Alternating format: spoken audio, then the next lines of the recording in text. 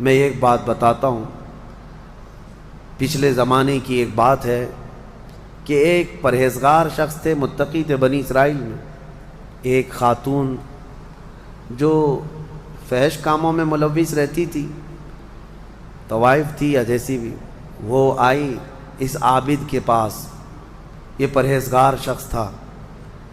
یہ جب آئی تو کہا کہ رات گزارنے کے لیے میرے پاس کوئی ٹھکانہ نہیں ہے، باہر ٹھنڈی اور بارش ہے، مجھے تھوڑی سی جگہ دے دو۔ اس عابد نے رحم کھا کر اپنے گھر میں عورتوں کے رونے پر کبھی شیطان داخل ہو جاتا ہے۔ مدد کے لیے عورت رونا دھونا جب کرتی ہے تو اچھوں کا ایمان ختم ہو جاتا ہے۔ وہ عورت رونے لگی کہ میرا کچھ کوئی سہارا نہیں، بارش میں بھیگ جاؤں گی، میں تڑپ تڑپ کے ختم ہو جاؤں گی۔ اس عابد شب زندہ دار اس نے اپنے خانقاہ میں جگہ دی تھی۔ جب رات ہو گئی تو وہ عورت آئی اس کے سامنے آئی اور عریانیت کے ساتھ عجیب و غریب حرکتیں کر کے اس کو گناہ پر ابھارنے لگی۔ وہ عابد تنہا تھا، وہ قریب آیا، اس کے بعد پوچھا کیا چاہتی ہے؟ کہا چل کوئی نہیں ہے، رات میں کوئی نہیں ہے، ہم لوگ اپنے جسموں کی سکون حاصل کر لیں۔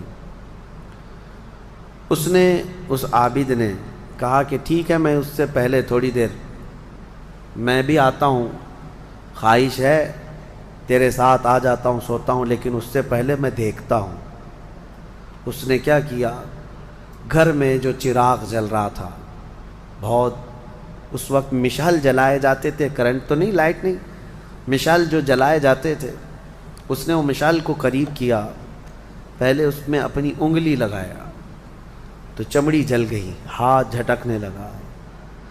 وہ خاتون تیار کھڑی تھی، پوچھنے لگی کہ کیا کر رہا ہے؟ کہا رک جا، دیکھ رہا ہوں۔ تھوڑی دیر کے بعد دوسری انگلی۔ ارے دوستو، عزیز ساتھیوں، بڑی ہی خوشی کی خبر ہے کہ علامہ مفتی سلمان اظہری صاحب قبلہ رہا ہو چکے ہیں۔ سارے لوگ مفتی سلمان اظہری سے بے انتہا محبت کیا کرتے ہیں اور مفتی سلمان اظہری کے بیان بڑی دلچسپی کے ساتھ سنا کرتے ہیں۔ جی ہاں دوستو، مفتی سلمان اظہری ایک عاشق رسول کا نام ہے۔ مفتی سلمان اظہری ایک بہترین عالم دین کا نام ہے۔ مفتی سلمان اظہری ایک باعمل عالم دین کا نام ہے۔ جی ہاں، وہ مفتی سلمان اظہری ہے کہ جنہوں نے ناموس مصطفیٰ صلی اللہ علیہ وسلم کے لیے اپنے بچوں کی، اپنی جان کی، اپنی مال کی پرواہ کیے بغیر جو نرسنگا نند کے خلاف میدان میں کود آئے تھے، وہ ہیں مفتی سلمان اظہری کی ذات۔ پیارے دوستو، مفتی سلمان اظہری فی زمانہ پوری دنیا کے اندر چرچے میں ہیں اور لوگ ان کے بیانات سے بہت متاثر ہوتے ہیں اور نوجوان طبقہ ان کی تقریروں کو سننا بہت پسند کرتا ہے۔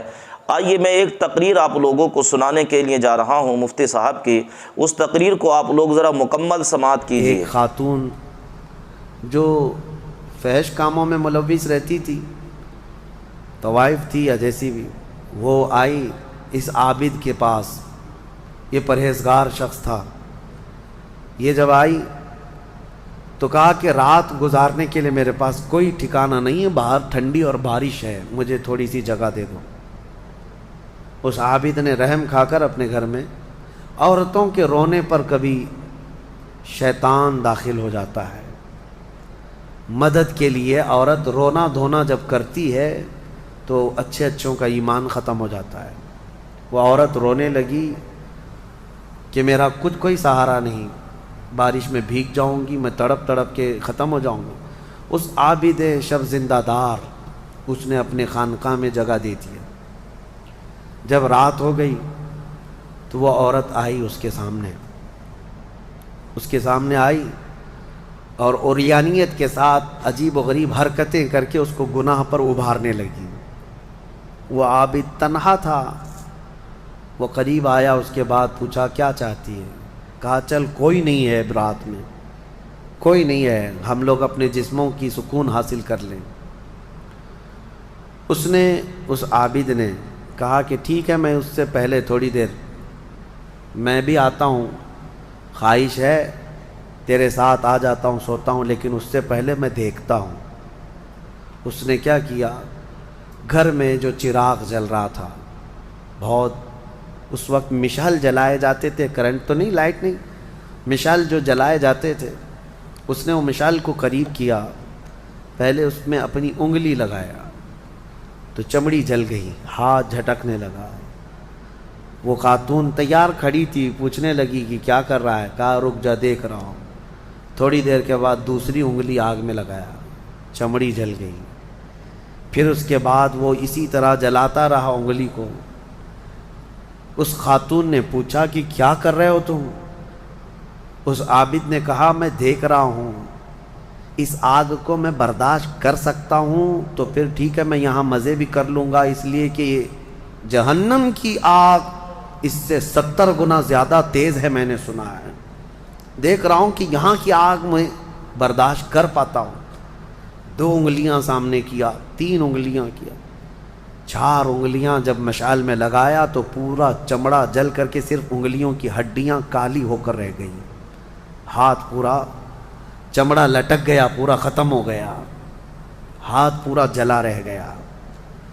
وہ عورت چیخ مارنے لگ گئی کہ کیا کر رہا ہے، چمڑے کے جلنے کی بو آنے لگ گئی۔ اسی اثنا میں وہ عورت چیخ مار کر کے باہر نکلتی ہے کہ بچاؤ مجھے، بچاؤ، یہ پاگل ہو گیا، پاگل ہو گیا۔ بادشاہ کی پولیس وہاں سے گزر رہی تھی، آئی اور اس نے پوچھا کہ کیا ہوا ہے؟ کہا کہ اس عابد نے میری عزت پر حملہ کر دیا۔ تو پولیس اندر گھس گئی، دیکھا تو یہ بیٹھا ہوا تھا، اب آؤ دیکھا نہ تاؤ، حملہ کر دیا اس پر۔ لوگوں کو باہر پتہ چل گیا کہ ایسا ایسا ہوا ہے، ایک عورت آئی تھی اور اس پر عابد رات کو تنہائی میں اس کے ساتھ منہ کالا کر رہا تھا۔ تو لوگوں نے مارنا شروع کیا، اتنا مارا کہ وہ عابد مر گیا، انتقال ہو گیا، ختم ہو گیا۔ اب مسئلہ یہ ہے کہ اب لوگوں میں یہ بات پھیل گئی کہ اتنے سالوں جس کو ہم نے عبادت میں دیکھا تھا وہ ایک عورت کے چکر میں آخری وقت بہک گیا اور منہ کالا کر لیا۔ اب اس کے بعد اس کو اٹھاتے ہیں، اٹھا کر کے قبرستان میں جب دفن کرنے کے لیے رکھا گیا، قبر میں جیسی رکھتے ہیں اس قبر میں تیز خوشبو بھر چکی ہے، ہر جگہ سے خوشبو کے جھونکے آ رہے ہیں۔ لوگوں نے کہا یہ بدکار آدمی کی قبر میں اتنی خوشبو کہاں سے آ رہی؟ اس کو دفن کر دیا اور یہ بات مشہور ہونے لگ گئی۔ بادشاہ خود بھی آیا، پوچھا یہ کیا مسئلہ کیا ہے؟ تو لوگوں کو جب یہ بات سمجھ میں نہیں آئی تو علماء کو بلایا گیا اور پوچھا گیا کہ کیا مسئلہ ہے؟ کہا گیا کہ یہ بدکار نہیں ہو سکتا، یہ اللہ کی رضا میں انتقال کیا ہے۔ اس خاتون کو پکڑ کر لایا گیا، پوچھا گیا کہ کیا کیا معاملہ ہوا تھا، سچ بتا۔ اس عورت نے بتایا کہ اس کا کوئی مسئلہ نہیں تھا، یہ ڈرتا رہا اللہ سے اور آخرت سے ڈرتا رہا، اور رات میں یہ بیٹھ کر کے اپنی انگلیاں جلا لیا تھا، اور یہ کہتا تھا کہ میں دیکھتا ہوں دنیا کی آگ سے میں برداشت کر پاتا ہوں تو ٹھیک ہے میں تیرے ساتھ مزہ کروں گا، نہیں تو پھر آخرت کا عذاب اس سے بھی بڑا سخت ہے۔ وہ یہ کہتا رہا اور میں بھاگ کر گئی، اتنے میں لوگ آئے اور اس کو مار دیے۔ بادشاہ نے پوچھا کہ دیکھو اس کو پھر سے نکالو، نکالا گیا۔ اس خاتون کے بتائے ہوئے اعتبار سے جب دیکھا گیا تو اس کا ہاتھ جلا ہوا ویسے ہی موجود تھا، جلا ہوا ہاتھ ویسے ہی موجود تھا جیسے اس عورت نے واقعہ سنایا تھا۔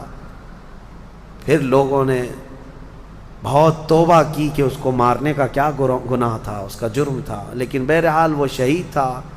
اس حکایت کو نقل کر کے فرماتے ہیں صاحب حکایت کہ یہ وہ لوگ تھے جن کا ہر کام آخرت سے جڑا ہوا تھا، وہ ایک حرکت بھی کچھ ان کو دنیا میں ڈگمگ نہیں کرتی، ان کے پاؤں کو نہیں پھسلا پاتی۔ کیوں؟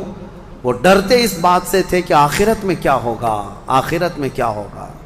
میرے عزیزو، میں آپ کو بتاؤں زنا کی جو سزا ہم نے بتائی تھی، اس سے قبل بھی میں نے بتایا کوڑے مار دیے جائیں 100 یا سنسار کر دیے جائیں، یہ آخرت میں دی جانے والی سزا کا 100واں حصہ ہے، اس سے 100 گنا زیادہ سزا وہاں پر قیامت میں۔ تو پھر وہ کیسی ہوگی سزا؟ پھر 100 گنا زیادہ سزا کیا ہے؟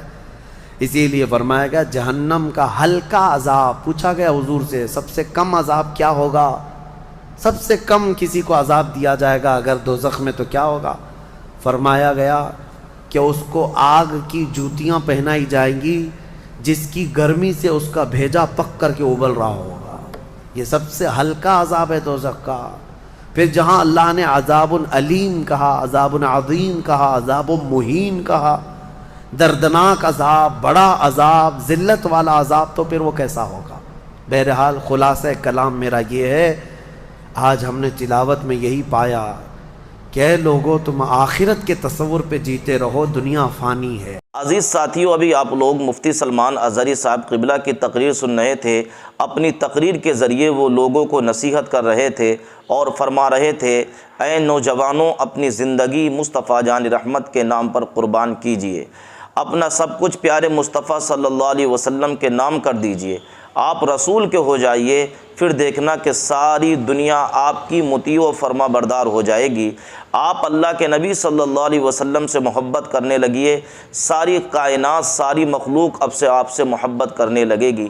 جی ہاں پیارے دوستو، پیارے نبی کی محبت کا جام ہے ہی ایسا کہ جس کو پیارے نبی کی محبت حاصل ہو جائے وہ دنیا سے بیگانہ ہو جاتا ہے، وہ دنیا اور دنیا کی نعمتوں کو بھول جاتا ہے، اسے صرف اپنے نبی سے محبت رہتی ہے، جس کو امام اہل سنت نے کہا، جان ہے عشق مصطفیٰ روز فزوں کرے خدا، جس کو ہو درد کا مزہ ناز دوا اٹھائے کیوں۔ جی ہاں دوستو، تو یہ آپ لوگوں کو تقریر اچھی لگی ہوگی، اگر اچھی لگی ہو تو کمنٹ کیجئے اور دعاؤں سے ذرا نواز دیجئے۔ السلام علیکم ورحمۃ اللہ۔